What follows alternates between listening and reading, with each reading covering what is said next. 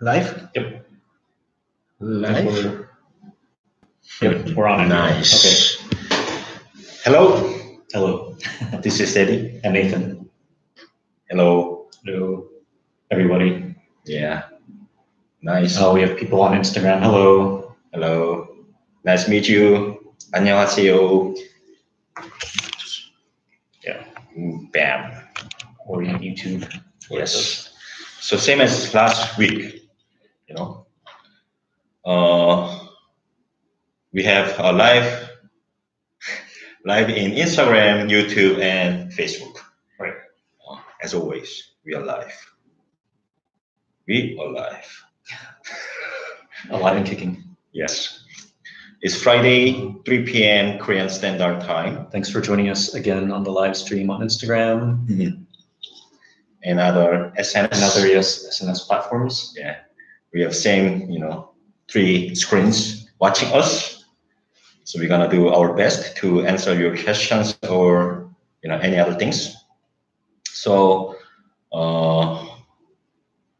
special topic today. Special topic today. Yes. Is topic. Yes. Topics of today's topic. So we are going to talk about the test, the topic test. But still, this is AMA, so you can ask anything if you want to know, And actually, before we had the difficulties to answer all of your questions, or even later. So if you can let us know, or your email below, haven't replied your comments or questions, please contact us because YouTube cannot reply on the comment, right? Right. The chat, we can't reply directly to the chat after the video, but we can email you back or we can comment on the video later, answering your question. Yes. So today we invite one of our students in Korea. So we are going to invite her. Me going out, she coming here. So yeah. So if you have any questions, you can ask her and Nathan as well. And there is big major updates for the future in terms of the topic test. So it would be great, video, great, live show for those who prepare or studying for the topic test. Right. So what is topic? Sorry. So for those of you that don't know, TOPIK stands for the Test of Proficiency in Korean. And it's the official test administered by the government to assess your proficiency in supposedly how well you can use the Korean language. Currently, there are 3 sections for TOPIK 2 and 2 for TOPIK 1. So you have listening and reading for both, and then TOPIK 2, you also do a writing assessment. A lot of people are kind of have questions about what level you can obtain and what tests you need to take. So for instance, if you'd like to go into, say, a university in Korea, or you want to work and maybe they want an assessment of your Korean language skill, then you should take the TOPIK 2 test. That covers levels 3 through 6.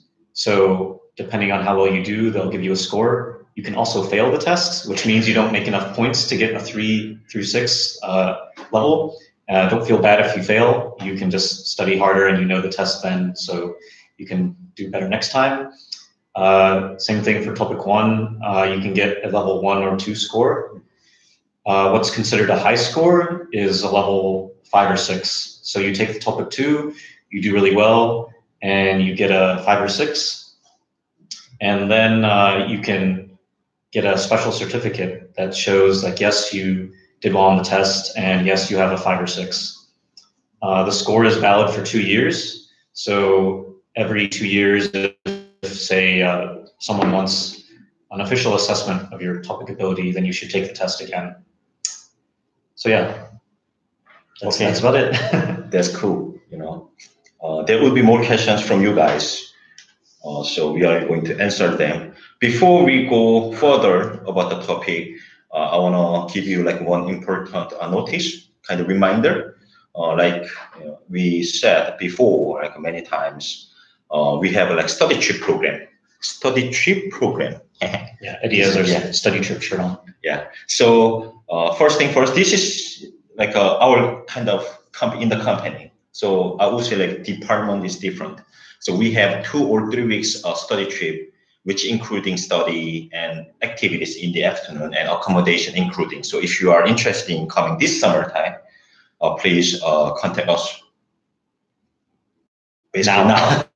Because we have like for summer course, we have only 2 spots or 3 spots left. And the Youth Korea as well. Youth Korea is for the 14 to 17 years old program for 2 weeks. So if you are interested in, please contact now. Otherwise, you need to wait another year. Or yeah, that's what I want to update you. Question about the study trips. Oh, study trip. Yes, the study trips are filling up very quickly.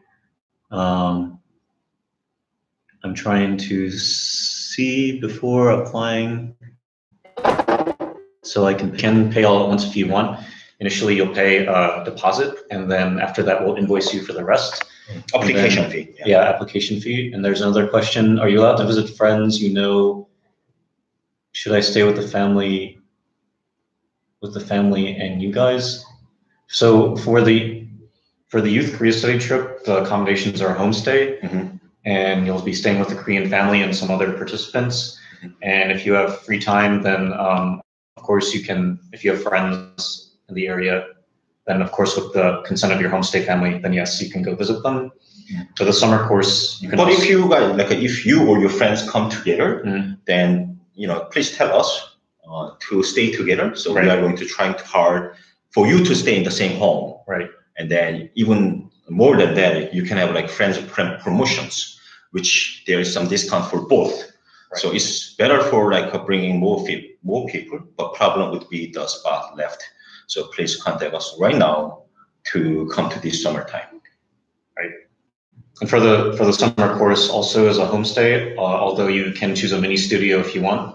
So either one of those options is okay.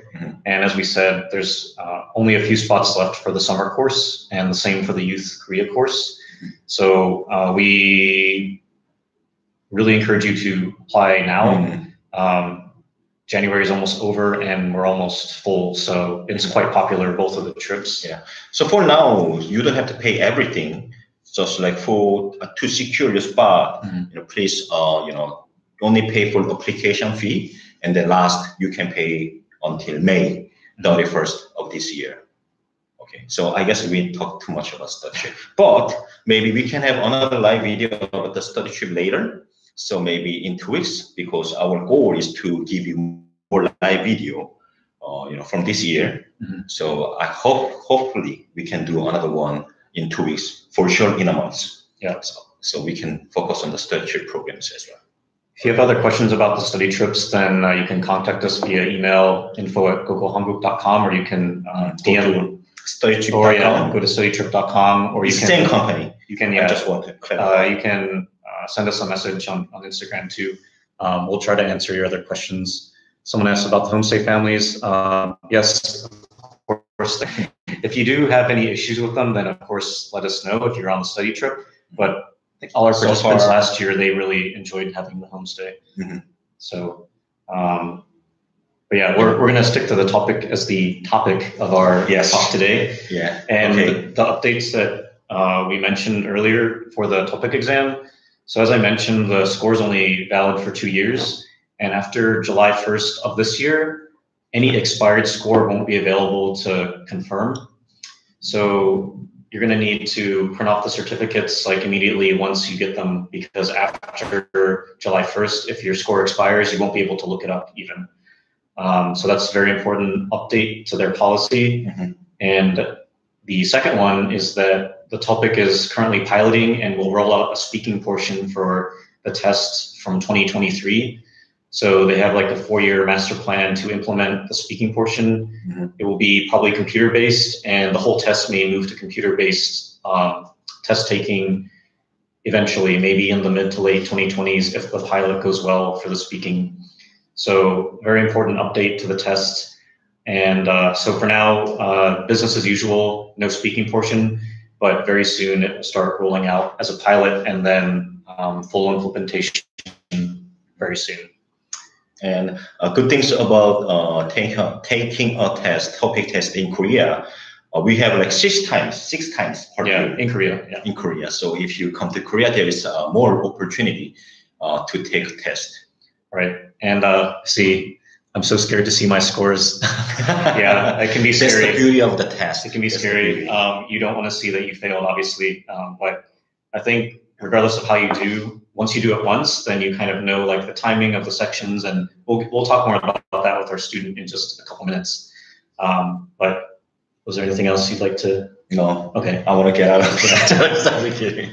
Yeah, we'll have Eddy step out and our student step into the frame here. Mm-hmm. And yeah, we'll talk even more about the TOPIK test in case you're considering taking it or you've taken it and want another person's opinion about the test itself. So, and still, like I said, this is like AMA about the live and study in Korea. Right. So, you know, we try to answer all of your questions with TOPIK test or else. Yeah. So feel free to comment below and I go up. Yeah. Carinne? Just be careful. Alrighty. Just next. All right. So thank you for joining us. You might want to scoot, into this area. So thank you again, and I'll just have you introduce yourself and talk about like how long you've been studying with us in Korea. Okay. Hi, I'm Carinne. I came to Korea last March, and I am studying currently at Hanyang University, and I'm currently a level 4 student there. Cool. Thank you. And since you've been here for like almost a year now, what are like some of your things you most enjoy about living and studying here? It's like any favorites, like food or place to go in Seoul or anywhere else you've been in Korea? Definitely the food, and definitely the transportation because it's so convenient. You can basically go anywhere by subway or a bus. And you can even do taxi, and there's apps for everything now, so it's really easy to find your way around Seoul. So cool. I also enjoy the food, and yeah, public transportation is very convenient, and yeah, I use it every day myself. So you've just finished taking the TOPIK very recently, like 2 weeks ago, I guess. Yeah. Right. So congratulations, you've completed at least one of the tests. And as we mentioned earlier, the TOPIK is the official government test for testing your Korean proficiency. And Instagram is a little at an awkward angle here. There we go. That's a little better. So as I mentioned, there's 2 tests. There's TOPIK 1 and TOPIK 2. First, which one did you take? I took TOPIK 2. Okay, great. And as I also mentioned, some people will take it if they want to go to university later, if they want to prove their Korean proficiency to an employer or something like that. And so would you mind sharing what your motivation was for taking the TOPIK? Well, first, I wanted to test my language proficiency after studying here for a year. And then also I would like to work here someday. So I also took the test for that reason as well. Cool. And did you ever take the test in your home country before or just here in Korea? No, this was my first time taking the test. So if you didn't know, you can take it at other locations. It doesn't have to be in Korea. Of course, there's testing sites all over the world. The dates may vary, though. It may not be 6 times that are same as Korea. So it may be less in your country, but you can check the TOPIK website for those dates and locations. And speaking of that, I know registering for the tests can be kind of challenging. So can you briefly describe that process? First off, make sure you have really good internet. Yeah. Secondly, make sure you have all the materials before you have a picture. They have a requirement for how the picture should look. So basically a passport picture, but just make sure it's exactly what, like you have a white background, plain face, plain everything. And then make sure you have your payment ready if you're going to pay right then. And then on the day, make sure also you know your location where you would like to take the test, a couple locations maybe in case one fills up really fast. And then if you need a translation, actually sign up. There's also like they provide the translation online, or there's a bunch of instructions online that you can find to actually go through the steps to sign up. So I'd say just be prepared.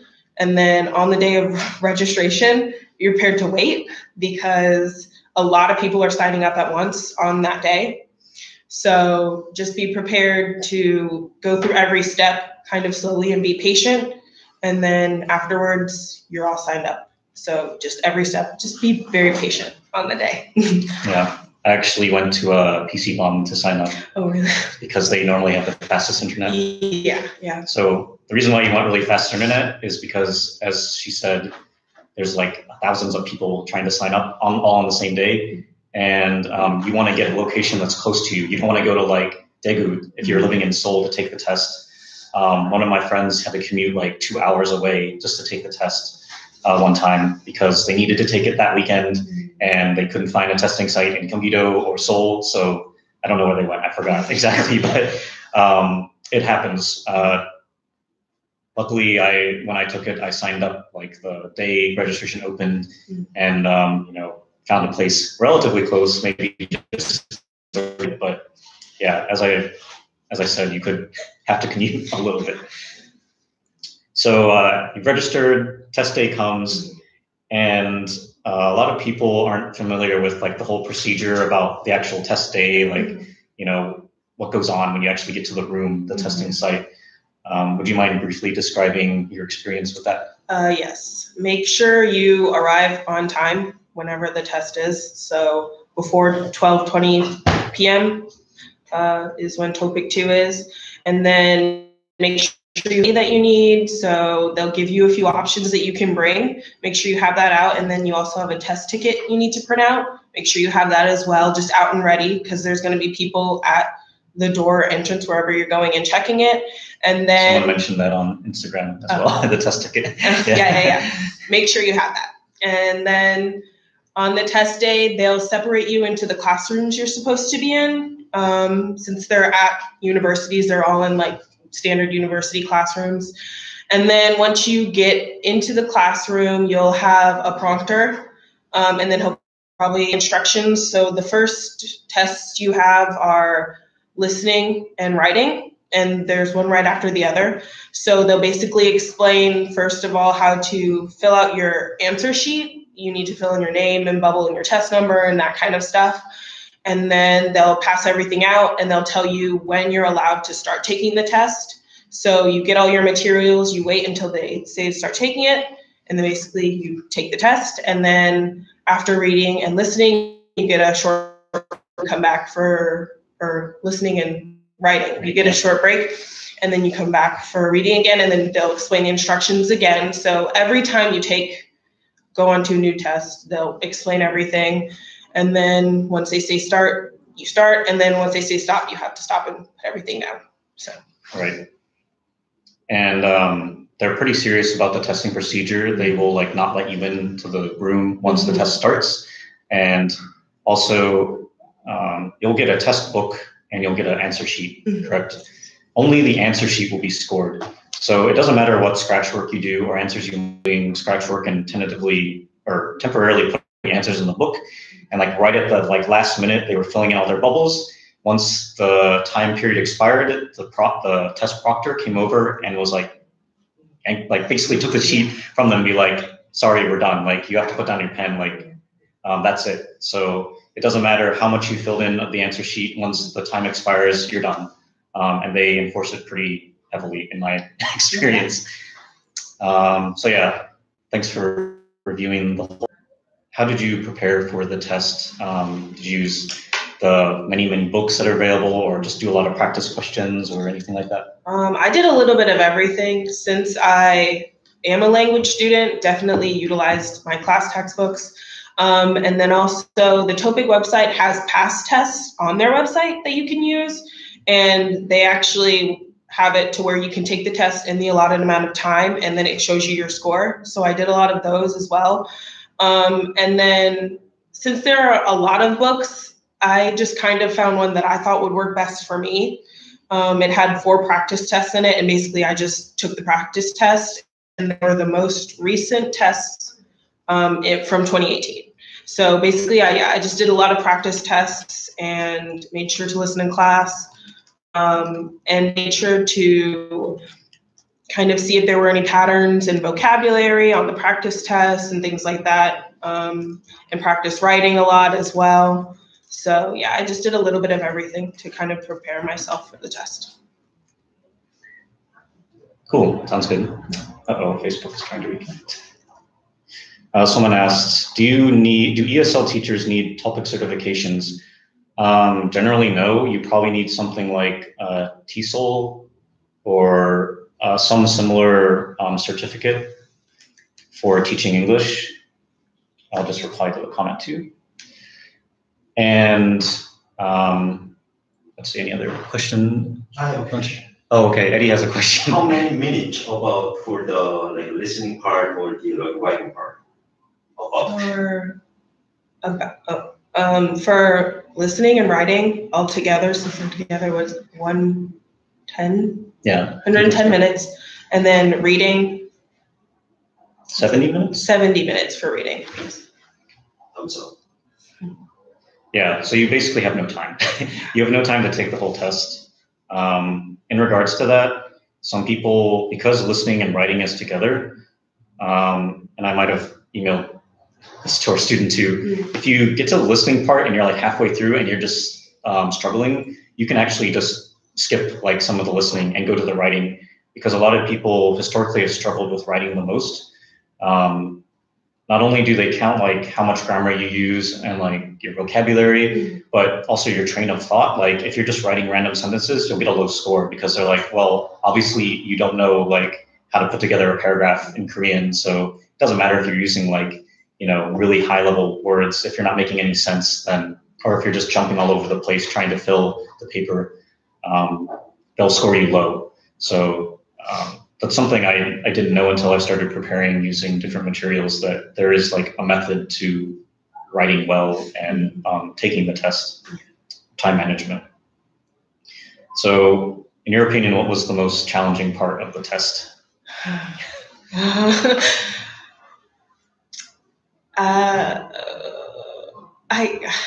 think for me, I think it was reading, just because you don't have the time to actually read every passage and kind of think about your answer. You kind of just have to read as fast as you can and answer. And if you don't know it, skip. So that was the hardest for me, as far as like actually making sure my answers were right and making sure that I actually understood what I was being tested on, because I felt kind of rushed during the reading exam. You just have to like skim passages for what you thought would be the correct answer. Yeah. Towards the end, you sometimes you gotta just kind of try to find the main topic if you can. But yeah, not enough time. That was my biggest worry for reading. One of our students, I think, said they didn't prepare, but it was super similar to what they do at school. Mm-hmm. Oh, so that's good. So yeah, depending on where you study, then it may be very similar to your assessments in your language course. So that could be an advantage. So you're at least prepared, like in terms of maybe the question type or the timing. Maybe you don't get a lot of time to take the test at school either. What do you think was, so as the most challenging, what do you think was the least challenging part in terms of the test? I think if you practice a lot, listening can be easier. Yeah, not easy, less but challenging. Easier. Yeah. So if you practice listening a lot, especially if you go to language school here, you'll probably have a listening exam similar to what they have on TOPIK. So if you listen to those recorded things a lot, or just listen to Korean a lot in general and test your comprehension, of course, on it, I think that test could be potentially the easier out of the 3. Yeah, I think I agree with that. It's where you can get probably a lot of points, unless of course you're really a fast reader or something. Yeah. Someone asked, "Is the test in Korean?" Yes, you will be doing the whole test in Korean. The test itself is all written in Korean. The instructions are all in Korean. So yeah, I mean, it is a test of your proficiency in Korean, so that only makes sense. Let's see. Do you have any tips or tricks for people taking the test or preparing for the test now that you've prepared and taken it once yourself? I say know what your goal is with taking the test. No. Know what your goal is with taking the test, and then maybe figure out kind of what score you're going for. Because if you're going for a level 4, but you've only studied like level 1 materials, chances are you're probably not going to get level 4. So, and there's a bunch of resources out there where you can see what kind of vocabulary you need to have, experience you need to have with the language to get a level 4 or to get a level 5. So know what you want to accomplish with the test, know what score you would like to get, and then study based on what score you would like to get for the test. I think that's solid advice. I think if you want to, like, say, study at university or something like that, you really should focus on like vocabulary and especially reading comprehension, because you're probably gonna have to read a lot of passages or really fast, articles or something. So that would be maybe a goal for you if you're taking the test. I know a lot of people that do take the TOPIK, they want to get into graduate school or undergrad in Korea. So, or if, like, say, you see a job application, like, oh, I need to have a TOPIK 5 to even apply or something like that. So yeah, I think that's really good advice. Know what you want to get out of the test, what score, or what your end goal is. Do you have any other general advice about the test or things you'd like to add about it? Anything we didn't cover yet? On the test answer sheet for writing, it will say it in the instructions, but do not write horizontally. Do not turn your test answer sheet for writing and write horizontally. It will not count.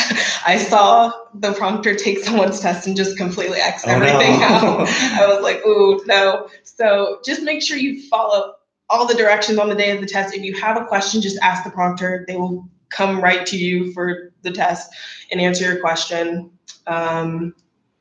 On the test day, don't bring a lot of stuff. They give you a special pen with like 2 sides. One is specifically for bubbling in and one is specifically for writing. They'll even give you little. I have the pen. They'll even give you little like whiteout things for your writing portion. So if you need to white out something because you can't erase, because it's like kind of marker or felt tip. This might bring bad memories for you, but I actually have an old TOPIK pen, so it looks kind of like this. Here, YouTube, you can see it too. So as we mentioned, there's 2 ends to it. So this is one end for marking your answers on like the listening and reading, and then this is the end for writing, and it's thinner, as you can see. One's thick and one's thin. I mean, you can use whatever end really you want, but that's the design. And actually, it says it on here too. Yeah. It says like Suki pointing to the thin end, and then it says Luki, Ipki pointing to the thick end. So yeah,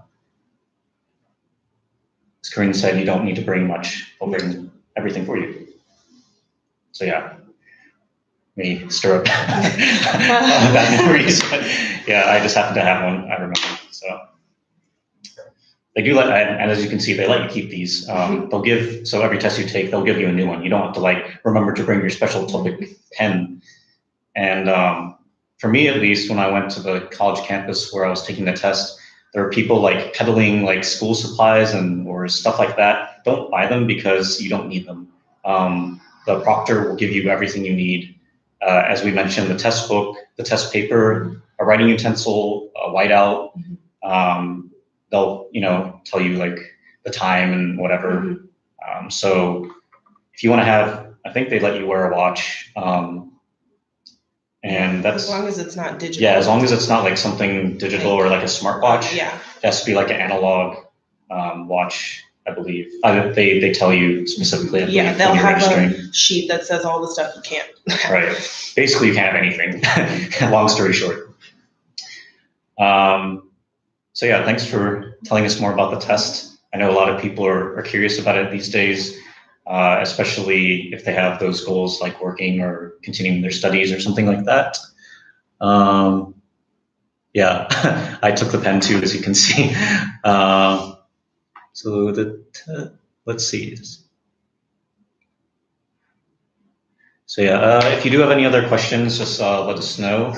Eddie has another question. How much is the test for like once? How much is it? The test fee. Yes, test fee. It's some Not the pencil. This is free. This is included in the fee. The test is Samman, so about 40 American dollars, I guess. Samman, right? Yeah. Yeah. So it's like 40,000 won. Yeah. So it's a little less than 40 US. Mm-hmm. So yeah, actually it's pretty cheap for a language proficiency test. I know English proficiency tests are really expensive, like hundreds of dollars. So yeah, this one is not too bad. Mm-hmm. And you can sign up for as many as you want. If you take it once and you're like, I didn't do so well, I think I'll take it in 6 months, then mm-hmm. you can, of course, go ahead and register for as many times as you want. And yeah, Facebook is really struggling here. Okay, we're back.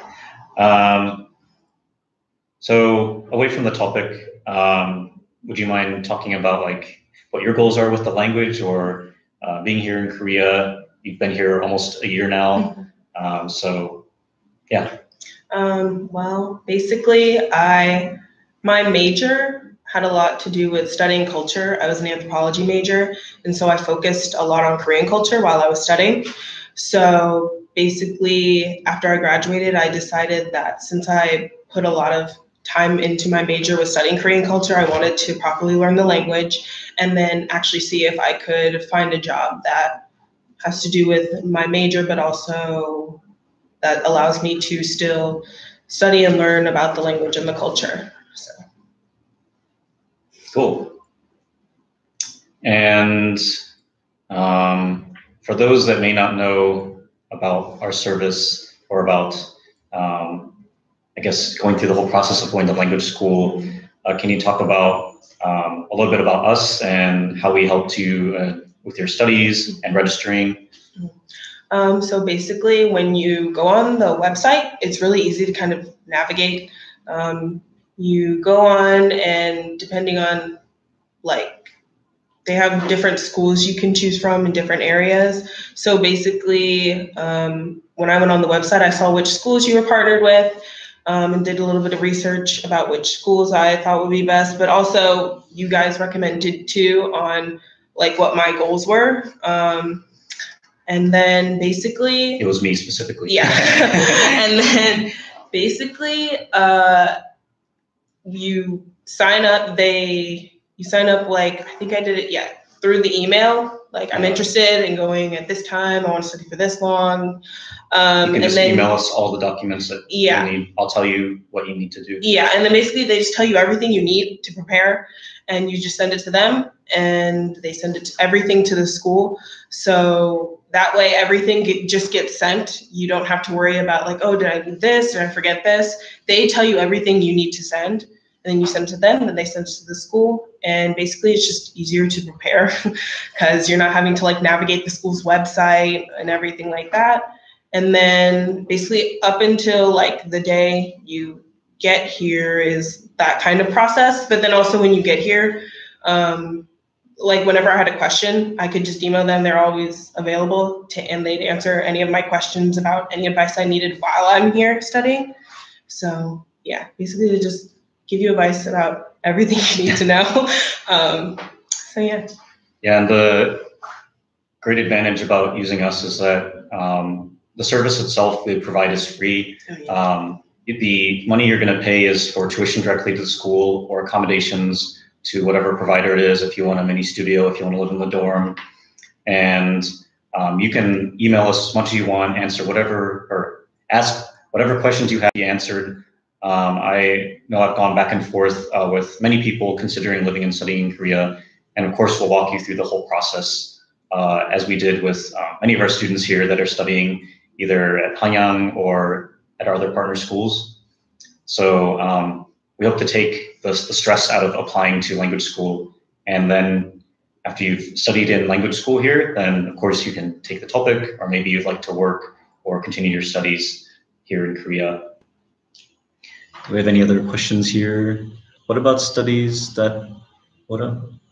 studies are? So if you're asking about like the cost of studying, our service itself is free to help you, and then the tuition is listed on our website for each of our schools. It's a little different per school, and of course accommodations also, depending on what type you want, then of course you'll pay appropriately. Some sample prices are also on our website, and if you have further questions about that, then just let us know. We can kind of break down the cost to you. We've talked on other AMAs about what you need if you want to study with a visa, or if you're just studying here with your passport, or say a working holiday visa or something like that. So we're more than happy to answer more detailed questions about that. Anything else to wrap up? Any other fun things about Korea you want to share, or about the topic? Just TOPIK, be prepared. Yeah. For TOPIK 2 especially, because it's a big jump from like level 1 and 2 to level 3 through 6. It's a very big jump. But as far as living here, there's so much to do. Like, I've been here for a year and I haven't seen everything. So there's just really, really a lot to do. So you'll never be bored. So yeah. And the reason why there's such a big jump is because TOPIK 1 assesses only level 1 and 2, and then the TOPIK 2 test assesses levels 3 through 6. So by design, the TOPIK 2 is supposed to be challenging, because they want to see, well, you could be like an intermediate level, like 3, 4, or you could be like a very advanced user of Korean at level 5 or 6. So they need to test that whole range. So that's why there's such a large jump in difficulty. Just so you're aware, like if you're considering, oh, which one should I take? If you want to be kind of challenged, I guess, and know like, oh, am I like an intermediate to advanced user? Or if you think, oh, I know the basics, like maybe I'm kind of a beginner or high beginner or low intermediate, then of course you can take the test that would suit you best, or depending on your goals, as we mentioned earlier. So I think that about wraps it up. Thank you again for joining us, and hope you get a good results on your test. Thank you. How long does it take to get the results? I can't remember myself, but 2 weeks. I took it 2.5 weeks. I'm getting the results on the 31st. Okay. And I took it on the 13th. Okay. So that's not too long. So yeah, it takes a couple weeks to grade, and then they'll post your score online, I believe. And then, as we mentioned, you can print off like your score officially, and it's good for 2 years. All right. Thank you very much. Thank you. Eddy, did you want to come back in? Right, say goodbye.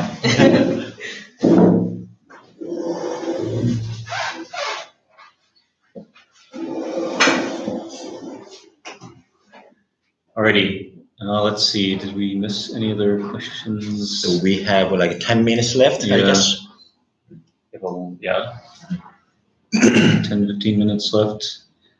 So yeah, as we said, you don't have to bring much, but you do have to bring like a form of ID and your test ticket. Make sure to print that out. It'll have like your picture on it and your official number. So don't forget those things. Otherwise, don't worry about bringing writing utensils or paper, because you can only use the ones they give you, the pen they give you, and writing in your test book. But your answers should go on the answer sheet. Don't forget, you don't want the test proctor taking your sheet from you without it being completely filled out. Let's see. Any other questions? I don't think so.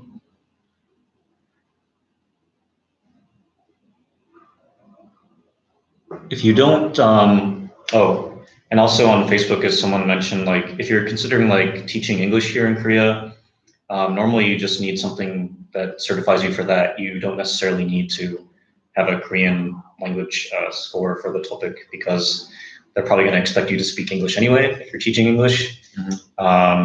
If you, like, say, do some other job, if you want to enter some Korean company, or if your main business language will be Korean, then more than likely they'll, of course, interview you in Korean and also they may request a TOPIK score.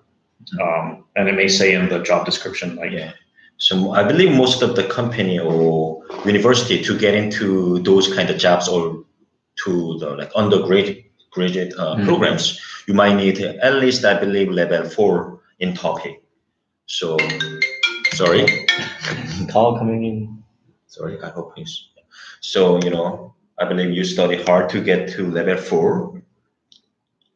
Someone said a question was on YouTube, but I don't see it. It's gone? Yeah. So, like I said at the first, if we miss anything from your questions or comment, please, email us so that we can follow that up later.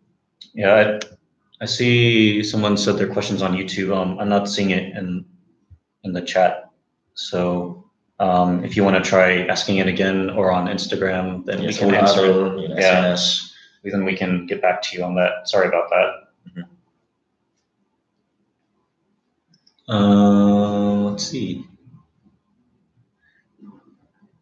Anything else to run? Oh, for those of you that are starting for long-term students in March, now is like pretty much the end of the application period for most of our schools. So if you're still needing to email me something, any documents, then make sure to do that like this week. Can we work part-time jobs and study at the same time? Yes, with some conditions. So if you have the D41 visa, which is the student visa for language courses, then first you have to study for 6 months. And then after that, you qualify to find part-time work.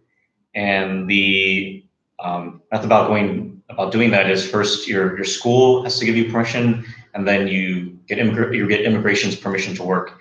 And it's just a form you have to fill out for immigration, and both your school and your employer have to sign it.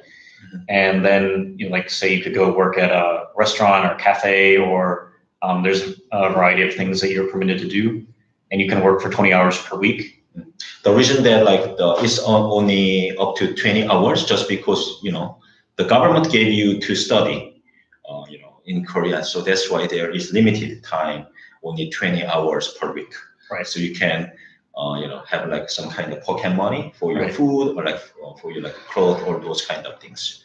But it's also like opportunity for you to not just only for money, but also work there to get the experiences to meet Koreans or other people in the workplace. So it's good for your future, I believe. Right. Yeah, I did a video on working part-time in Korea too. I believe it's on our YouTube channel about what you need to do, or what the minimum wage is in Korea as well. For this year, it went up to 8,351 per hour for minimum wage hourly. So, of course, depending on the job, they may pay you more. They shouldn't pay you less. Make sure they don't pay you less. But I think a lot of, students I know that have gotten part-time jobs, they'll go work in a restaurant, or maybe in Uniqlo or somewhere like that in retail. If you can find another job that's not one like that, then of course go for it. But a lot of times they need Korean language ability, so that's another reason why they require you to study first. Because most of the students that study Korean language courses do not have that terribly high level of Korean, so they don't want you in a compromising situation where you aren't able to at least use the language a little bit in the workplace. I work at Starbucks. If you maybe already work for a franchise like Starbucks or McDonald's in your home country, more than likely they're operated either under a license or separately from that entity in your home country. So for instance, Starbucks Korea is operated by one of the huge chaebols in Korea, and is operated separately from maybe the one in Canada or the US or wherever it is.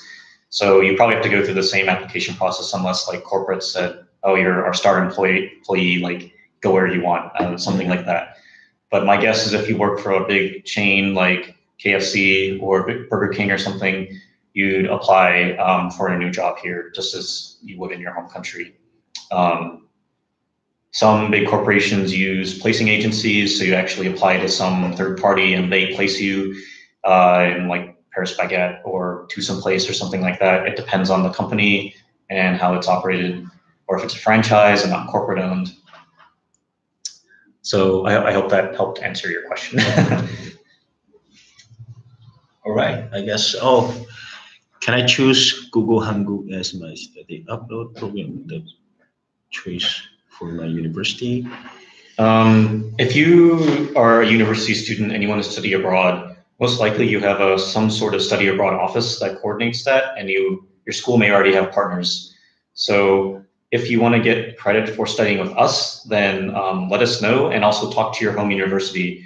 And they may need something like curriculum information, hours of instruction, location, et cetera, and they may approve you to get credit. It may be considered something like an independent study, or something separate from the official study abroad program from your university or college.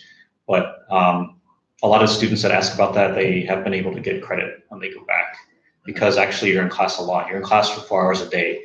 So typical US college course is 3 credit hours, is 3 hours per week.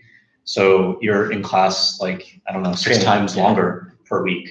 So you may be able to get a lot of credit. You're welcome.